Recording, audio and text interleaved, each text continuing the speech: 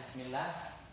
Setelah kita bahas tadi, bahas masalah 3 poin penting pada video ini, video yang ketiga ini. Yang pertama adalah sighatul wazn, pola kata di dalam buku kalian. Bagaimana kita mengenal setiap bentuk kata, mulai dari fa'ala, yaf'ulu, fa'lan, wa maf'alan, wa huwa fa'ilun, wa laka maf'ulun, ufla, taf'ul, maf'alun, maf'alun, mif'alun. Kemudian kita pun mengenal juga dari nama-namanya. Jadi urutan pertama itu adalah fi'il madhi, kedua fi'il mudhari, ketiga masdar, keempat masdar mim, kelima adalah isim fa'il, keenam isim maf'ul, keenam atau ketujuhnya adalah fi'il amr, kemudian ke-9 atau ke-8 adalah fi'il nahi, ke-9 isim zaman, ke-10 isim makan, dan ke-11 adalah isim alat. Jadi seluruh perubahan bentuk kata dari kata dasar fa'ala sampai kepada mif'alun, semua ini memiliki kata dasarnya. Kata dasarnya adalah fa'ala, ini ada fa ain lam, fa ain lam, fa ain lam, fa ain lam, dan seluruhnya juga. Dan tambahan-tambahan kata itu juga akan mempengaruhi makna setiap katanya. Tambahan ada tambahan mim, ada tambahan la, ada tambahan alif, ada tambahan mim dan waw. Itu juga pengaruh dengan makna katanya. Oleh karenanya kita harus mengetahui juga tadi poin yang kedua. Setelah bentuk kata, ini bentuk kata atau pola katanya.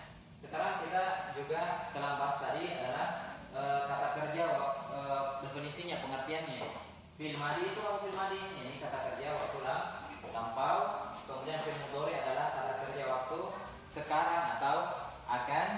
Kemudian masdar adalah kata abstrak. Ini pengertiannya tadi, kata abstrak, kata yang tidak berwujud, namun memiliki makna. Kemudian seperti yang masdar mim, pengertiannya adalah kata abstrak juga, sama dengan masdar. Kemudian isim fa'il ini adalah kata yang bermakna subjek, bermakna pelaku. Kemudian yang selanjutnya isim maf'ul, pengertiannya adalah kata yang bermakna objek, menunjukkan objek, yang dikenai pekerjaan. Kebanyakan dikenai pekerjaan. Kemudian ada fi'il amr, kata kerja perintah. Kata kerja perintah, kata kerja yang digunakan untuk memerintahkan seseorang. Ini fi'il nahi, larangan. Kemudian isim zaman, kata yang menunjukkan waktu atau menunjukkan atau bermakna waktu. Isim makan yang bermakna tempat atau menunjukkan tempat, dan isim alat menunjukkan alat. Nah, sekarang yang ketiga, pembahasan ketiga yang penting dari video ini adalah bagaimana cara menerjemahkan fi'il madhi, fi'il mudhari, masdar, masdar mim, kemudian isim fa'il, dan seluruh bentuk kata yang ada di depan kalian ini. Cara menerjemahkannya sangat mudah. Tinggal melihat kata dasarnya dulu. Kata yang pertama apa? Kata kerjanya apa yang pertama, atau kata dasarnya apa? Misalkan di sini fa'ala, di buku kalian kan fa'ala. Fa'ala itu jika diterjemahkan fa'ala di sini, fa'ala artinya adalah berbuat, bisa diterjemahkan berbuat atau melakukan. Jadi kita bisa ini fa'ala misalkan, bagaimana cara menerjemahkan seluruh kata bentuk di atas. Setelah kita tahu bentuk-bentuknya, namanya, kemudian ini pengertiannya sudah. Sekarang bagaimana cara menerjemahkan setiap katanya? Bagaimana maknanya dan apa arti dari setiap kata bentuk tasrif di atas ini? Baik, sekarang coba perhatikan fi'il madhi. Tarik ke bawah fi'il madhi. Fi'il madhi di sini disebutkan titik-titik, telah. Ini kata kuncinya menggunakan kata telah. Telah, karena fa'ala artinya adalah berbuat, berbuat atau melakukan bisa, atau kita ambil kata berbuatnya saja nih, berbuat. Jadi kalau diterjemahkan fa'ala itu diartikan telah, tinggal tambahkan kata dasarnya telah berbuat. Nah, ini maksud titik-titik tadi. Sekali lagi, titik-titik yang ada di sini yang kalian lihat, titik ini masukkan kata dasarnya, karena fa'ala dan berbuat, jadi telah berbuat. Ini cara menerjemahkannya. Kemudian kalau kata kerjanya, misalkan kata kerjanya menulis, misalkan menulis atau membaca. Menulis atau membaca, tinggal kalian masukkan di titik-titik ini, telah menulis atau telah membaca. Dan begitu pun dengan seluruh bentuk katanya. Kita contohkan lagi nih, karena kita ambil berbuat, di sini sedang, atau akan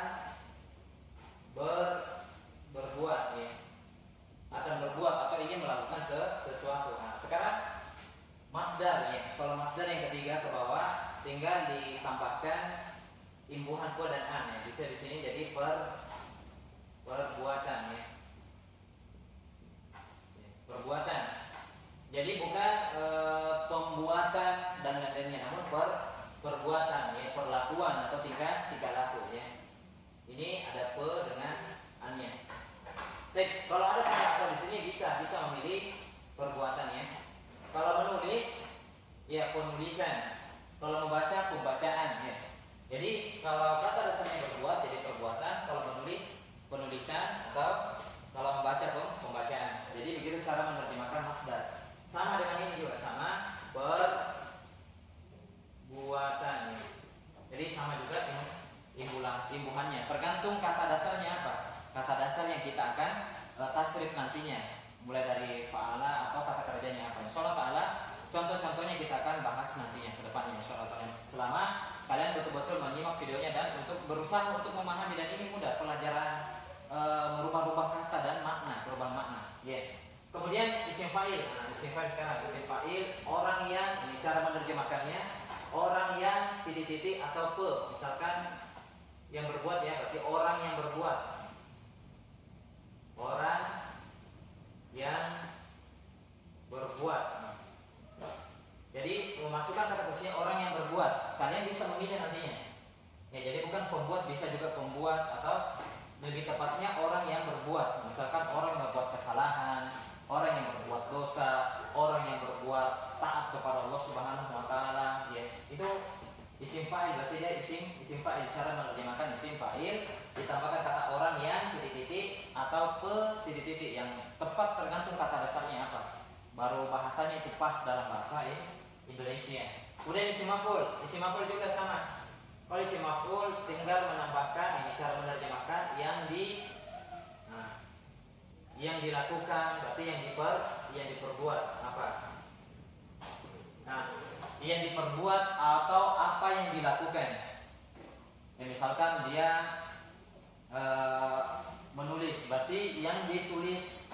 Baca, apa yang dibaca, berarti yang diperbuat karena kata dasar berbuat. Nah, kemudian masuk ke fil amr.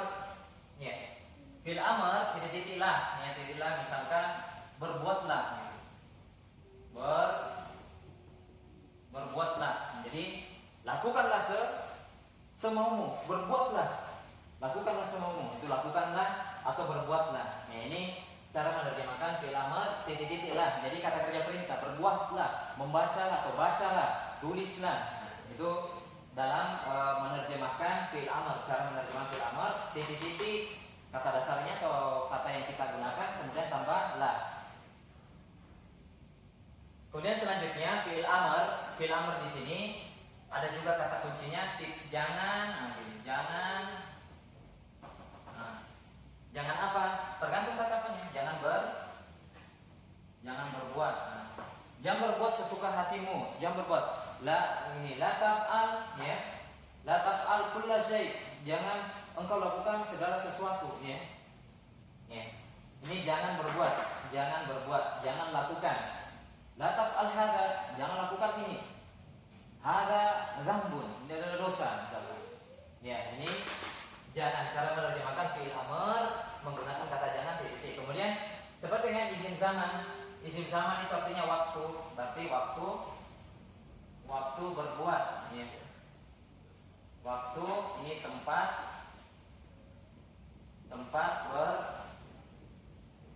berbuatnya. Berarti kan, jadi kata kuncinya kalau isim zaman itu menunjukkan waktu. Waktu apa? Waktu berbuat, waktu membaca, waktu menulis. Kalau isim zaman atau isim makan, tempat berbuat, waktu berbuat. Dan kalau isim alat, jadi tinggal tulis ini alat berbuat ya, atau alat menulis misalkan. Jadi semua ada kata kuncinya. Yang kesimpulannya pada poin ketiga ini adalah bagaimana cara menerjemahkannya. Kembali pertama ke kata dasarnya apa, kata kerjanya apa, kata dasarnya, kata awalnya di poin pertama ini apa fi'il madinya,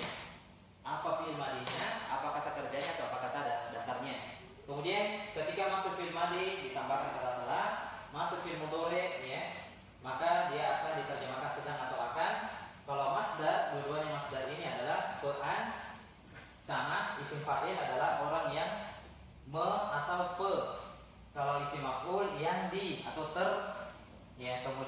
fi'il amr adalah titik-titik lah. Jadi kembali menerjemahkannya ada kata lah. Kemudian fi'il nahi didahului dengan kata jangan karena itu kata kerja larangan. Kemudian isim zaman waktu, ya, waktu apa? Waktu berbuat, waktu menulis, waktu membaca, waktu tidur, ya.